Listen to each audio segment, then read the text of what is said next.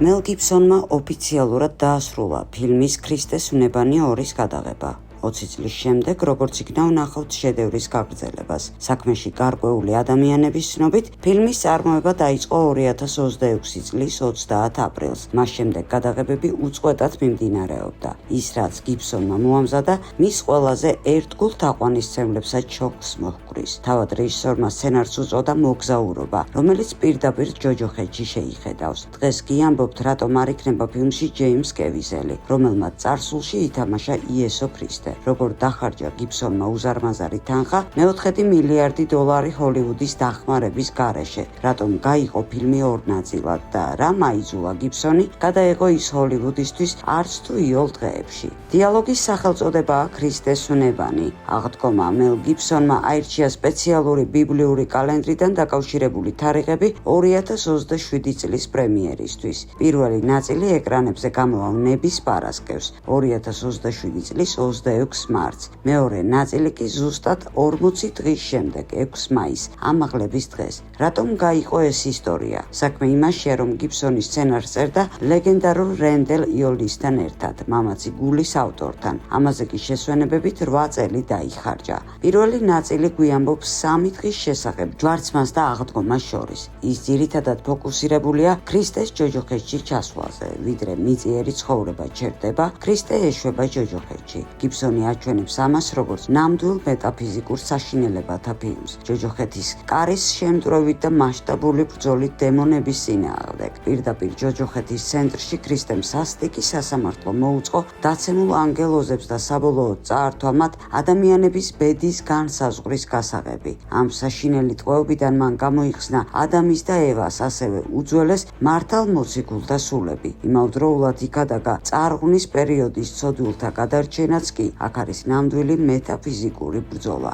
მეორე ნაწილი კი იქნება უფრო მიწიერი. ის აჩვენებს ცარიელ სამარხს, ქრისტეს მოწაფეებთან გამოცხადების 40 დღის განმავლობაში და მოციქულთა ეპოქის დასასრულს. მელ გიბსონი აქამდე არარსებულ მასშტაბებს შეეჭიდა. მეორე ნაწილის სიუჟეტი არ შემოიფარგლება აღდგომით, არამედ გაატარებს მაყურებელს ასწლეულებში. აქ არის ქრისტიანული ეკლესიის ჩასახვა, რომაელების მხრიდან გაავებული დევნა, ქრისტეს მოწაფეების ტრაგიკული დაღუპვა, ხოლო ფინალური აკორდია უკანასკნელი მოციქულის იოანე ღვთისმეტყველის გარდაცვალება, რაც დახურავს ღმერთის მიწიერი არსებობის მთელ ეპოქას. მთლიანობაში პროექტის ხანგრძლივობა დაახლოებით 5 საათია, ნამდვილი ბიბლიური მარათონი, მაგრამ გიბსონი დარწმუნებულია, რომ ფილმი 2027 წლის მეგა მოვლენად გადაიქცევა და მაყურებლის ყურადღებას დაიჭერს. მთავარი შოკი ყველა თაყვანისმცემლისთვის ის არის, რომ ფილმში არ იქნება ჯეიმს კევიზელი და მონიკა ბელუჩი. არადა სტუდია ლეონსგეითი თავიდან გეგმავდა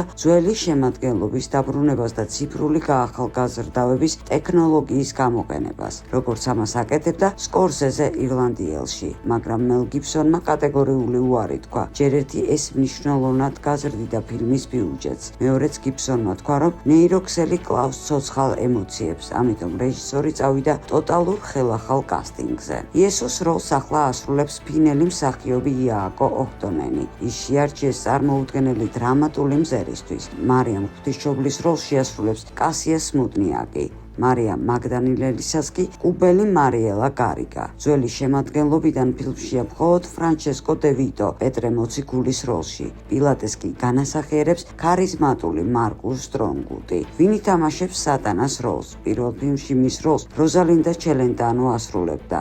ახალში კი მისი ვინაობა ჯერჯერობით უცნობია, რადგან გიბსონი ამას საგულდაგულოდ მალავს. საიდან გახდა შესაძლებელი ამ მასშტაბის ფილმისთვის ფულის შოვნა? მთლიანმა ბიუჯეტმა ასტრონომიურ $250 მილიონი შეადგინა. თითოეულ ფილმზე $125 მილიონი დაიხარჯა. შედარებისთვის პირველი ნაწილი 2024 წელს მხოლოდ $30 მილიონი დაჯდა. გიბსონმა პრინციპულად არ აიღო ფული მსხვილი ჰოლივუდური კომპანიებისგან. პროექტი ფინანსდება დამოუკიდებელი ინვესტორებისგან და დისტრიბუტორისგან ლეონსგეითი. ამან რეჟისორს აბსოლუტური შემოქმედებითი თავისუფლება მისცა. გიბსონს ვერავინ ეტყოდა ეს კადრი ზედმეტად გლობალურსასტიკი ან ზედმეტად რელიგიური. რაზე დაიხარჯა $250 მილიონი. თუკი მსახიობებს არ ახალგაზრდავებენ კომპიუტერებზე, პასუხია იმ ქვეყნიური სამყაროს მასშტაბურ რეკონსტრუქციაზე და გადაღებებზე სპეციალურ ფორმატში. პირველი 2024 წლის ფილმი გადაღებული იყო კარავაჯოს ნახატების სტილში, თბილი, მტვრიანი, იერუსალიმის ოქროსფერ ყავისფერ ფერებში. სიკველში ოპერატორმა რობერტ აივერტმა გაყო ფილმი ორ კონტრასტულ ნაწილად. მიწა დარჩება ძველებურად მტვრიანი, მაგრამ ჯოჯოხეთი ნაჩვენები იქნება როგორც მონოქრონული შავი და ლურჯი ფერის ლაბირინთი, სადაც სივრცე იგრიხება ფიზიკის კანონების წინააღმდეგ. აქ კომპიუტერული გრაფიკა მაქსიმუმზე იმუშავებს და შექმნის დემონებს და დაცემულ ანგელოზებს. მუსიკაზე პასუხისმგებელია ჯონ დებნი, ის კომპოზიტორი, რომელიც ოსკარზე იყო ნომინირებული პირველი ნაწილისთვის. ჯოჯოხეთის სცენებისთვის მან შეიმუშავა გერის ექსპერიმენტალური დიზაინი, დოლბი ატმოსი, ინდუსტრიული ხმაურის ულტრა დაბალი სიხშირეების და გუნდის მრავალსიტყვიანი ჩურჩულისგან. ესეც ამ ნაწილის ხიბლია. IMAX-ის კინოთეატრებში ეს ანგები მაყურებელზე ძალიან დიდ გავლენას მოახდენს. ისინი ყველა უჯრედის დონეზე იგრძნობენ ქვესკნელს და მთავარი კითხვა, რაში სჭირდება მელ გიბსონს, რომელიც 70 წელს გადაცდა ამ სარისკო უმძიმესი საწარმოო ჯოჯოხეთში ჩაბმა. რეჟისორი აღიარებს, რომ მისთვის ეს კომერციული პროექტი არ არის, არამედ სულიერი მისიაა. მისი აზრით, პირველ ფილმში, სადაც აღდგომა არ იყო, ისტორია იყო დაუსრულებელი. სიკველმა უნდა აჩვენოს სიკვდილზე ტრიუმფი და გაუჩინოს ადამიანებს იმედი. გიბსონი გაგრძელებას სწორედ ახლა შემთხვევით არ იღებს. ომების, კრიზისის, კულტურული განხეთქილების და მოახლოებული გლობალური ტურბულენტობის განცდის ფონზე აღდგომის თემა მილიონობით ადამიანისთვის ხდება აქტუალური. ამგვარად, გადაღებები ოფიციალურად დასრულებულია. წინ პოსტწარმოების ურთულესი წელია მონტაჟის და სპეციფიკების მუშაობის. 2027 წლის გაზაფხულზე ჩვენ გველოდება სანახაობა, რომლის ანალოგიც მსოფლიო კინემატოგრაფიაში ჯერჯერობით არ არის.